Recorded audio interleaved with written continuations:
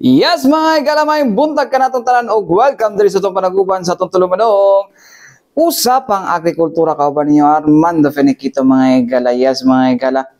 Kamusta tamang tanan diha, no? Unsa na ba nahitabo sa tuwa dira, no? Sorry kung wala ko naka-ASEAN karon, no? Naka-uniform lang ko. Wala ko naka-ASEAN nga na tawagan ni na outfit karon, no? Okay. Kalimot og laba. Anyways, mga igala, oy, Agosto na kita karon panahon na mga igala, no? So, August 4 na kita mga ka-agri. Kadayawan month na, no? So, unsa ka ato ang kuan karon gama, no? Kay medyo natay sad news karon, no? Mo atong hisgutan. Dinhi sa to ang tulumanon, no? Pero una to mga ginudsonahan mga igala, no? Ato tawasang sayron mga igala, no? Ang lakat sa to panahon pinaagi sa to ang DOST Pag-asa.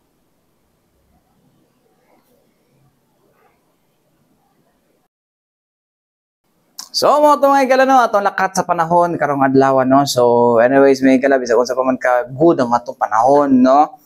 Karong buntaga or karong kuan, no. Unsa ba, good ba or bad, no. Dapat, mumatag yapon tanong. Kaya sama na ako, I really love Mondays, mga ka-agri, charot, no. Love gina ko ng Monday, gina. Monday is my favorite. Now, Monday is really my favorite day of the week, mga ka-agri, no? So, anyways, mga ka-agri, dinhita sa ito ang isgutanan, no? Okay. Since, no, Agosto na, no? So, Agosto, mga igala, kadayawan, mga igala, no? So, isa sa mga kuwan sa itong kadayawan, mga igala, no? Aside sa mga kaning cultural presentations, mga igala, or showcase, atong 11 ka-tribo, mga igala, or what they call it, ethno-linguistic groups, dahil sa tuwa sa dakbayan mga ka-agri, no? Napod na atong mga produkto po, no? Part po na siya, diri sa ato ang, part siya sa ato ang festivity, no? Part siya sa ato festivity, no? Nga, dili gud kompleto ang kadayawan kung wala, no? Ang ato ang mga prutas, mga ka-agri, no? But sad to say, no? Sad to say nga, ang atong prutas karon nihit jud, no? Munihit jud ato ang prutas karong nga kadayawan mga igala. It's because daghang mga factors, no? Sumala pa sa to ang city agriculturist office mga igala, no? Nga kuan gid daw munihit gid mga igala, no? Although ginapasangil na nato mga igala, especially kadi atong durian mga igala, no? Mo gini ato ang isa sa mga kuan gid, no, icon sa kadayawan mga igala, or even icon sa Davao City, no? It's because of kaning daghan ang kuan dinhi, daghan gid durian diri compared sa other provinces. So, ika nga, no? Pero ang kuan ana karon mga igala, no, karong panahon na medyo munihit din, it's because sa series sa mga pag-ulan, sa mga milabay unang tulo or unang upat ka mga bulan diri sa tuas Davao City mga igala, especially dito sa kabukiran mga igala, no, kun asa mo na ang problema is mga hulog ang mga bulak, no, dili siya maka-bloom ba, dili gid siya maka-bloom og pag-ayo mga igala. Wala pag mahulog, wala bunga, di ba? Tapos isa po sa kuha na mga igala is wala kayo pollinator. Char, kabalo na ka naman do. Okay. Magtago man tungod sa ulan mga igala. Og na may ma-pollinate mga igala ang atong mga bubuyo, uban pang mga beneficial organisms, no? Mawala rapod, no? Mawala rapod kay tungod kuan man tawagan ni kanang mahulog lagi ang bulak. Mo gina isa sa mga kuan dira, mahulog gid ang bulak mga ka-agri, no? So mao na to ang kahisgutan, no, kay katong milabay ang I Speak Media Forum mo na gino-present na sa to ang sa to ang Cacao and Durian focal person mga igala sa City Agriculturist Office mga igala, no, kay explain niya last I Speak Media Forum mga igala, no, last week nung kuan mao lagi ni the sad news, no. So pabantayan nato karon, dili siguro ta makakuan nga anak kaabunda and then mahal, no, kay liman ka gi-explain niya iyang gi-kuan nito, yang gi-explain nito nga ang farm gate price day sa tuang mga durian may guys nasa 100. So plus kung atuan na nang kwaon dito sa farm and then pagkuha na to dito sa farm karon gasto mo kita gasolina o logistics mga igala magpakuha ta truck. Di pag-abot yun na sa kuan, no? Pag-abot yun na sa kaning kung asa mang tindahan na, mumahal yun. Di ba? Mumahal siya. So, kung gusto mong kawag durian, ato mo kuan, ato mo o kining kalinan, no? Ato tag kalinan mga kaagri kay para makuha na to ng 100 pero mahal ra gihapon no digin to last year no ang last year mga kaagri no kuan tawagan ni na itag naabot pa galing tag 40 tag napagitag 20 no napagitag 20 ang kilo ganino kay tungod sa kaning oversupply mga igala no so to think last year may gari pasangil na nato ang kaning kuan kaning kuan gipasangil na nato no dito sa may makilala man nata to nga kuan daw ko no wala na daw ginadawat sa China daw ko tong durian paano mo nasabi bitaw pero wala siya ang kuan mga igala no nga nagtugod ba to sa oversupply dili man tanan kuan sa export no so anyways niya to storya ng export bi ato sa paminawan mga igala no ang nahimong pahayag no para sa tuwang isgutanan karon mga igala no ang nahimong pahayag no ni sa tuang City Agriculturist Office pinaagi no sa focal person sa durian o cacao mga igala no nga si Ma'am Fe Ogyo mga igala paminaw na to. Okay, so ang durian nagitay supply. But comparing last year, mas gamay lang din siya. So we expect na dili kayo siya mubaha sa market at the same time medyo may pagka-pricey yun ang iyahang presyohan karon because of low supply and demand. But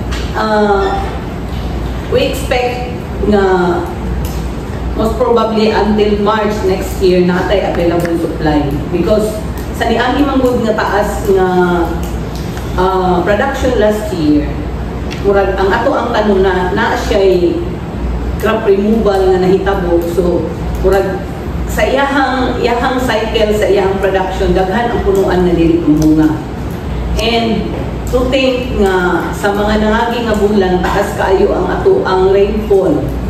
So isa na siya nga nag-trigger nga nung gamay lang ang ato ang production daghan. So posible ang ma-harvest karon ni agi siya nga nag-fruiting but aborted. So gamay lang yun ang ni-succeed na ma-produce for the month of August. But definitely there's supply and the supply will last most probably until next year. So kana din ang assurance kay nagalibot mi sa field makita man nimo ang different stages of the fruits. So from bud formation up to harvestable. So ana ang scenario karon sa ato ang durian especially. But for other fruits like mangosteen, murag maybe na i-harvest around October, but definitely not August. So naagin siya. For the lanzones, murag naapod siya gamay, but sa nakita na ko nga standing niya, wala din siya dagko nga bunga nga enough for August. So makita na to, murag for the kadayawan, mo prevail ang ato ang king of fruit, ang durian. Nakita siya, but definitely naalagin siya medyo increase the price because limited supply. And to think na naata existing 18 exporters na makikilog sa volume nga mo aside sa ato ang for local consumption. Rambutan, bulak kapod. So definitely, mo take ko din na siya, mga araw na ata, atong harvest, naa sa October. Nausap yun siya. Ano yung sa ganing ato ang attributes ani nga ni siya? Of course, ang ato ang climate change. Mo din na siya i-corporate. Because of the high rainfall incidents, nalilipod na to, wala kay control. So, isa na siya nga-cause kay ang ato ang tanong, masubject siya sa taas na rainfall, murag ang iyahang pattern is mautrukot ang iyahang iyahang activity sa iyahang physiology. So instead na mag-fruiting siya, bisan pag mature na siya, ang mahitabo is mabalik siya mag-flushing.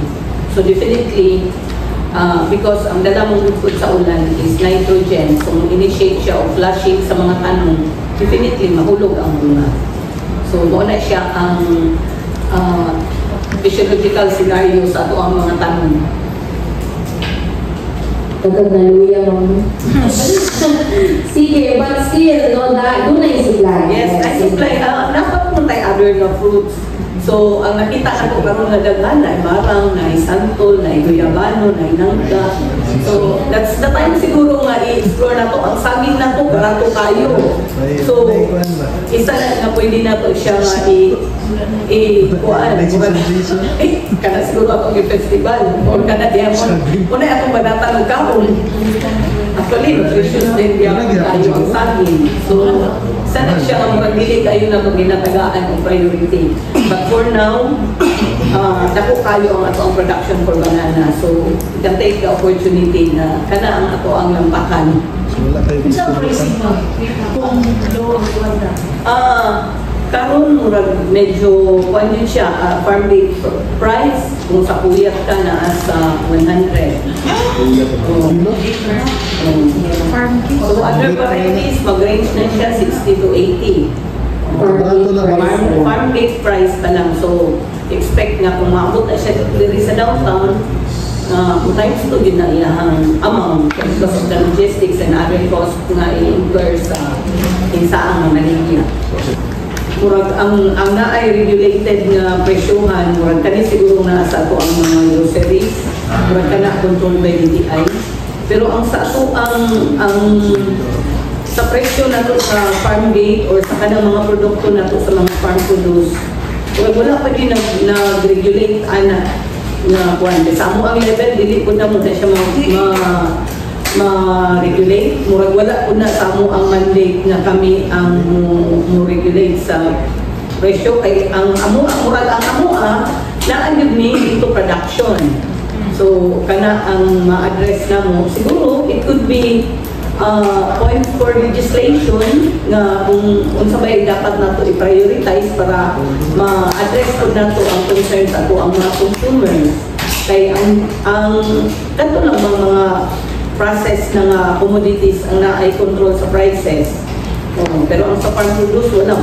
Magdepende siya sa consolidator and basically, murag kuan din siya, murag sakit siya una-unaon kay law of supply and demand din mag-dictate sa iyaha. Pag yun na ang scenario. Si DA din, ma'am? Ako nililip ko kaayo na kuan ni DA. Wala yung mga previous meetings na kung nga mahunang-hunaan na ay murag na regulated ang prices. Basically murag ang ginatanaw kung inputs sa gina-question na murag na ay kuan. Actually, dako na siya kikatabang sa ang mga farmers kung naadid sa ay makuan. Mahinuan na siya something like legislation. Pero ang isang problema mangud murag dili din nato ma-forecast kay ang atong production dependent dito sa ang climate. Ma'am, naman dito ay shortage karon sa mga variety or ang mga ubang variety sa durian, especially durian din. Kung mo guna ginaani diri sa mga tourists o mga local and foreign like. Unsa may lain nga substitute nato ma'am kung makasuggest ka kung naman aside sa durian na ginaamihan diri or naman po tayo mga daghan ng mga seedlings like pomelo, and mangosteen, daghan ba pa anak?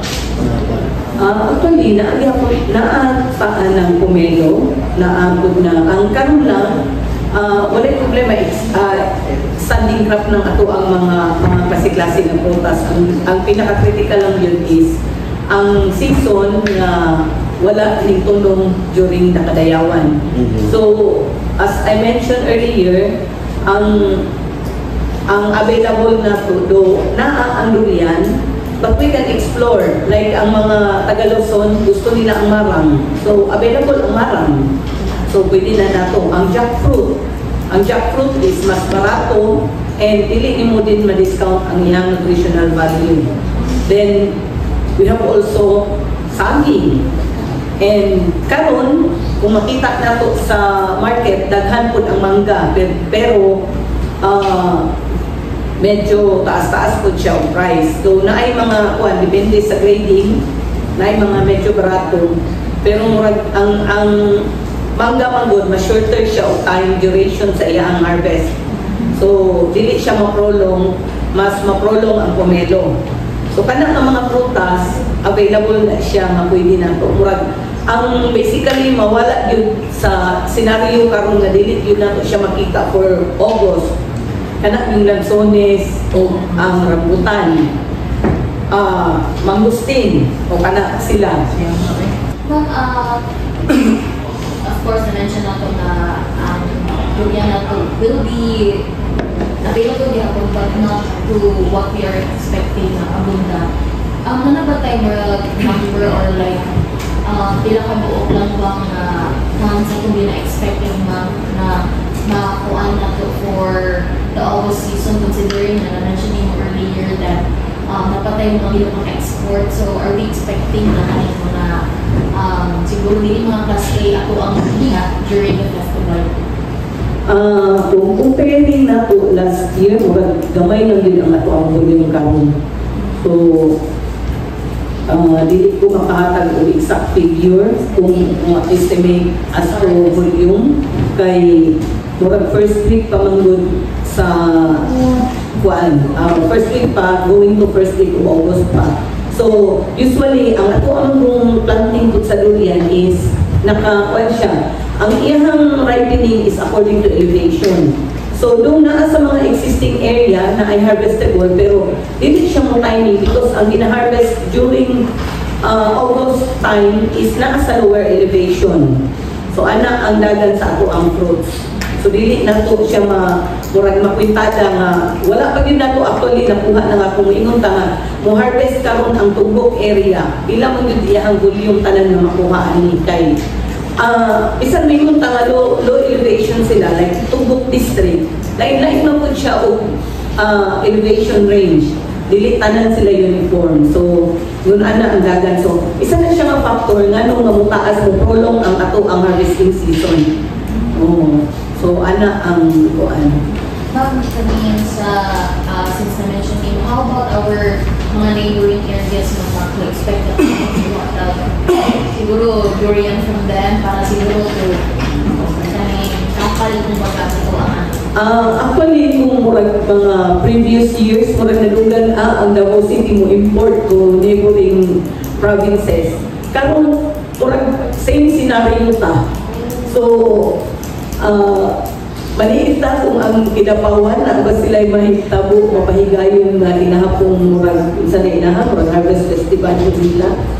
Kay, wala kay makita dyan because of kanang, ato ang taas, murag throughout Philippines manggod ang taas kayo nga rainfall.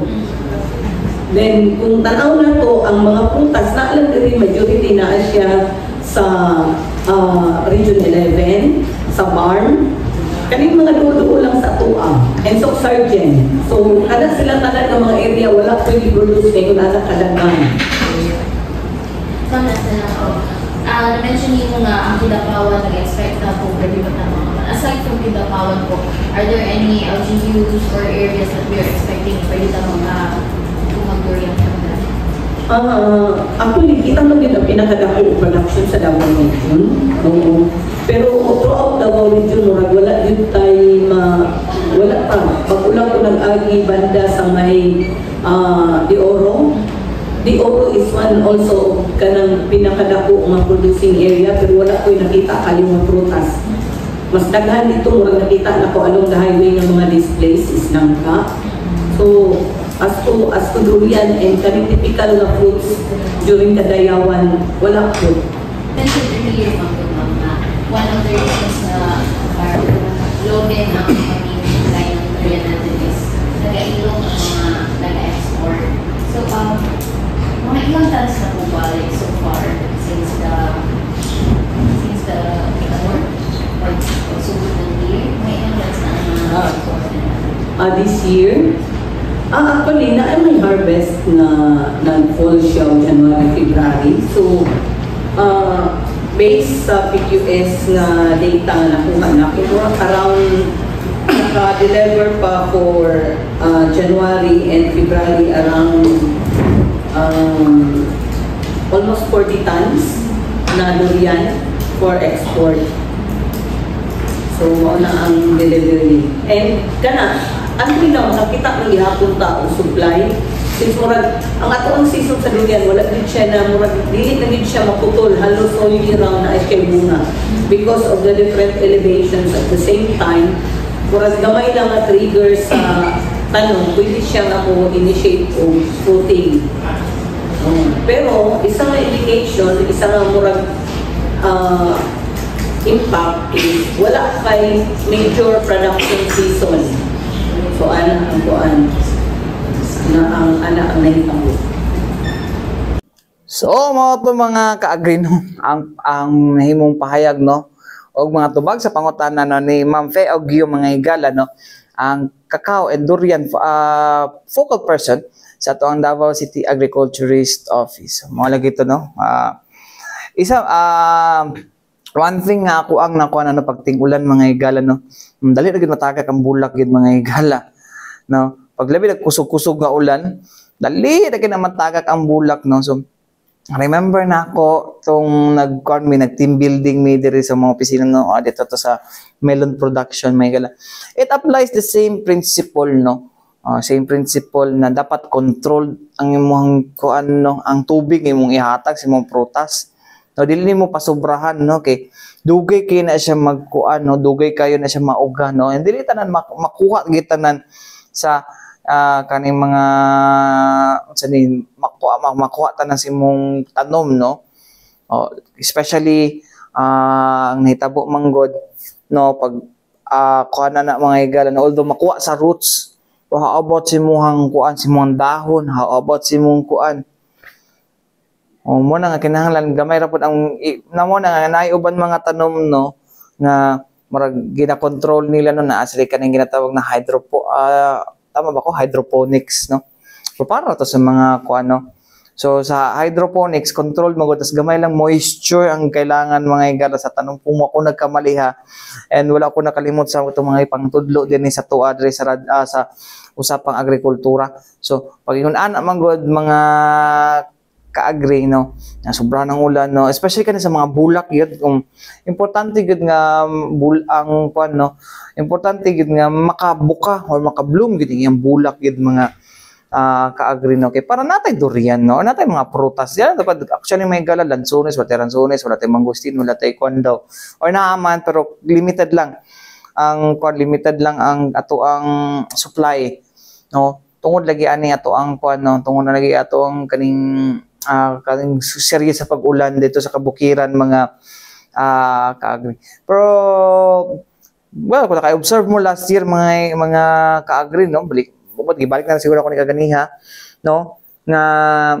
kuan siya tawagan ni kung naging sa milabay duha ka tuig, no, sa milabay duha ka tuig sa tuang kuan mga higala, no, sa tuang panahon 2023, 2024 medyo daghan kay tag durian mga higala, no, as in kanang mura tag wow kanang gusto nimo kanang taud-taud ka magpalit og durian mga ka-agree, no, kay barato ra kit kaayo, pwede ka pa dako kaayo, no, nga kana karong tag ang ingon sa ko ang amigo nga kaning photographer mga higala sa Philippine News Agency na si Kado Ninyal, no.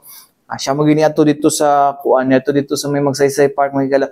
400 pesos per kilo ang ato ang durian karon, no. So 400 pesos, although dugay-dugay na to siya nga mga ka-agree, pero no, mahal kayo, no. Ang 400 so natako na kayo na magmapila ka kilo na di siguro nakaabot 400 siguro na pulo ka kilo na nga durian, pero karon mga ka-agree ay isa ka kilo ra, no.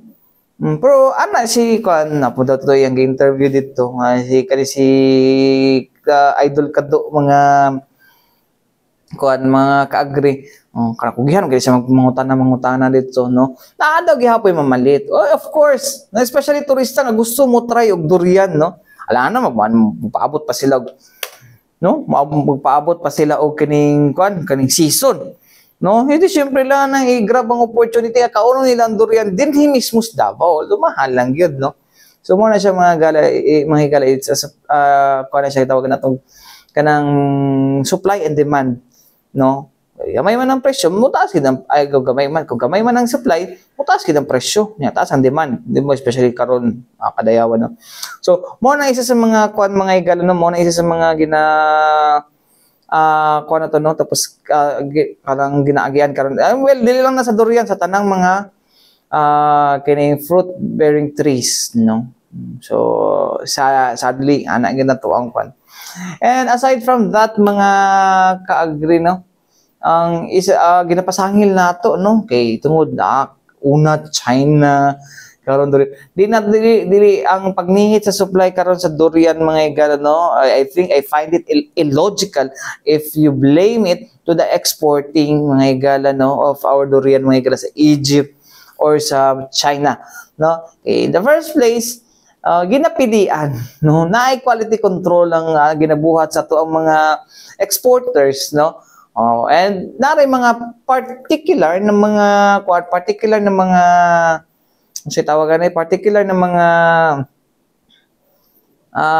variety ang ginapadala nato sa China or sa Egypt, no. So dili tanan durian na variety ato ginapadala ito, puyat ra gina siya, puyat ra, no. And mayon dugay naman ta mos buhat unta, dugay naman ta sa kalibutan, no. Di mo kasabot, no. Or gusto lang gid og intriga, ay karaan kayo na nga banat So well, unta sa tuang kuan, no, paabot na panahon, no, di man karon kadayawan basig late, no, mag-ampo ta nga late, moabunda, no, medyo init-init naman ang panahon. So mabunda nga to mga prutas, no, especially durian, no, og uban pa. Aron nga mahappy pud ta. Bitaw mga ka-agree, matay kong oras ang ngalan sa Tibuok Persa sa DXRP Radyo Pilipinas, Radyo Publiko Davao. Mga ka-agree, ako inyo na kauban Armando Finigito alang sa usapang agrikultura. Hangtod sunod daw sa daghang salamat. May buntag ka na tanan mo sunod na or ana sa pikas niya ang Radyo Pilipinas News Nationwide.